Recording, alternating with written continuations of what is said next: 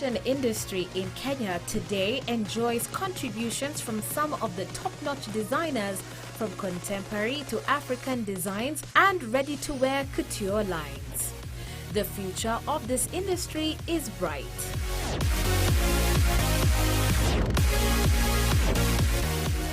Daisy Wangui is a fashion designer whose brand Cookie Koi was started 4 years ago. I started design in 2014 officially, but before that I used to do it when I was younger, in high school when guys had the fashion shows, the contests, so I'd dress a few people. And then when I was way younger in primary school, I used to be the dressmaker for everybody's dolls in the neighborhood. When Daisy started out by herself, it was an uphill task to attract clients. Day after day, she had to ensure that she had done something that will make her clients happy and satisfied. As time went by, the pool of dresses she did increased.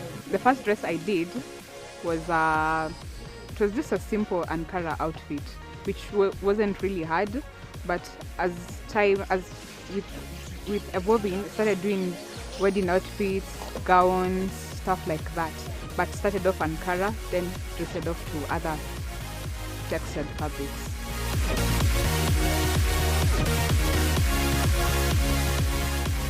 It was a very humble beginning with family and friends and few customers, but in order to survive in the industry, Daisy knew she had to expand her base. She re-strategized on how to approach the industry, and the customer numbers started to rise. Starting out in 2014, it was a bit slow. It was actually very slow because not many people had me, and then not many people would trust me with making their clothes, since I had first of all deviated into event planning. So people viewed me more as an event planner than as a designer. So it was a bit slow, but eventually started picking slowly by slowly. It actually started with just my very close friends. When you're going somewhere like for a baby shower, I'll offer, let me make you a dress, and then you can pay me half. And then with the first dress came the second dress, came the third dress, and then eventually the clientele grew, mostly due to social media and also through word of mouth, especially word of mouth, because once you make a nice outfit for somebody, it's easy for them to recommend you to other people, and then the other people have seen what you've done, so that way it becomes a bigger circle and network.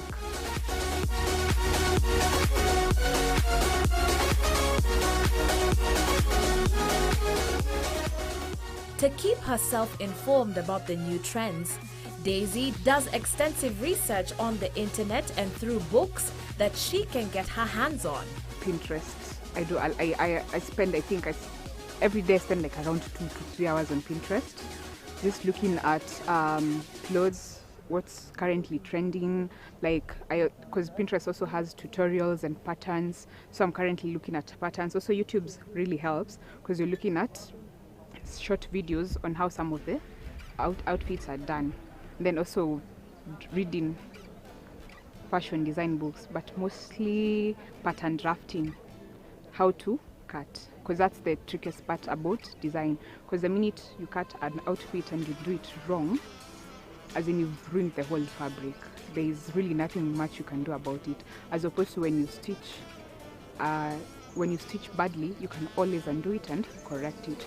So I will say a fashion designer is how well you know how to draft and cut. Daisy, however, draws her inspiration from nature. Her unwavering and devoted love for birds and their color patterns has inspired her to design a number of clothes without sweating. I love nature, especially birds. I find birds very interesting because you see birds have like very many colors. Sometimes you see a bird and then you're thinking, how does yellow and lime and gold like go together? But you've seen it on a bird.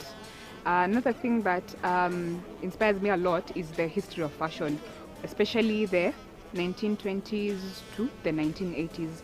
I find that that's where a lot of fashion revolutionary actually happened, because even now, like you look at the trends that are happening now, they've still been borrowed from some aspects of the past centuries.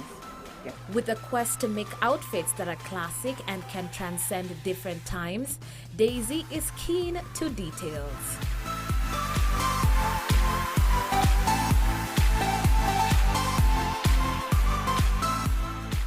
I love making clothes.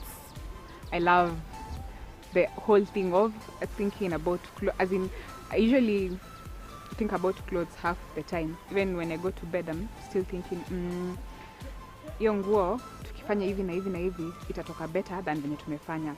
And even my friend that we work with, she'll do something and then she'll come the following day and niambia, bomoa hiyo nguo. We try something different. I think I'm just so passionate about it. I don't see myself doing anything else other than clothes. Because whatever field I end up in, because initially I tried to divert from fashion to events. Then I'm like, I did it for about 1 year and I'm like, this is so boring. Then with clothes, I never try, I never get bored. She spends a lot of her time in designing her outfits. Her focus has never been on the process but the end product. It depends what type of a dress, because there are some we'll do in 3 hours, 4 hours, and then there are some we'll do it within 2 days. Basically, it depends on the amount of detail that goes into a dress. So how I normally start the design process is I'm very visual. I first of all like shop for fabric. Not necessarily even shop for fabric. When I see something I like, in the instance mostly fabric, I'll just get it. And then from there, then I'll come and then try to design something from that type of fabric, depending on how it flows, how it looks. So mine, I don't start with drawing, I start with getting fabric, which tends to be a bit confusing sometimes because you end up with so much fabric and little time to like put all your ideas together. So I'm still trying to do how it's supposed to be done, like draw, look for inspiration. But I find just like buying something that I like and makes me happy makes me make happy dresses. Quality and creativity play a key role in getting the results. These are some of my designs. We'll start with the infinity dress. It's a maxi dress. Wrap around, you can tie it in different ways. So it makes it so versatile. You can be able to wear it to different functions, weddings, tea parties, traditional functions. So you just tie it in different forms. It's a mixture of Ankara and plain fabric, because sometimes you find people they don't want to wear all Ankara, so you mix it up for them. It's a simple dress that you can go to church with. You can meet your friends when you're wearing it. You can also go to family functions, get-togethers, stuff like that. So this other one is a combination of a crop top. I call it the Athena top, and then it's paired with a pair of culotte shorts. This one it's for somebody who's very hip and trendy. It will be worn by somebody who's probably younger.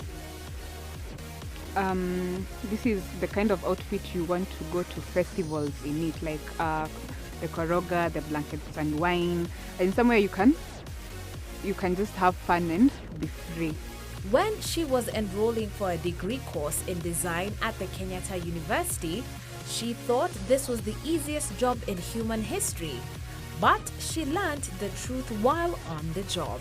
First of all is, especially when you work from home, that's like the biggest challenge I have. When you work from home, many people are not going to trust you, because they'll say, can I come to your shop? And then you're like, I work from home. And they're like, no, I wanted to come see your clothes. So that's one of the challenges, as in setting up a nice space for what you're doing, because then again you can't just go and set up a kibanda somewhere. And then the other challenge is like sourcing for fabrics. You find that the fabrics that come into the country, as in Kenya already, we do not have our own textile industries that produce variety. They only produce the basic mundane kind of stuff. So you have to like, if you're looking for like really nice fabrics, it's either you're going to import or you're going to buy from somebody who's imported them, and they're going to like charge extra for something that they're going to charge way more expensive, as opposed to if we had our own textile industries going on. Another challenge, I'll say it comes with dealing with people.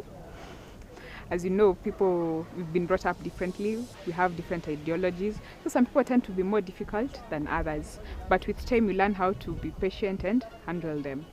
Daisy is committed to uphold quality and above all makes a lasting impact in the generations to come. I want to be a business mogul, not only in fashion. I want to also venture in teaching, but more educating people on fashion, because right now you find that most people, if I ask most people, can you like do basic stitches and all that, most people don't know how to do that. So I want to set up like a home management school where you just come to learn the basic stuff for stitching, just those really basic stuff that are tending to get lost now.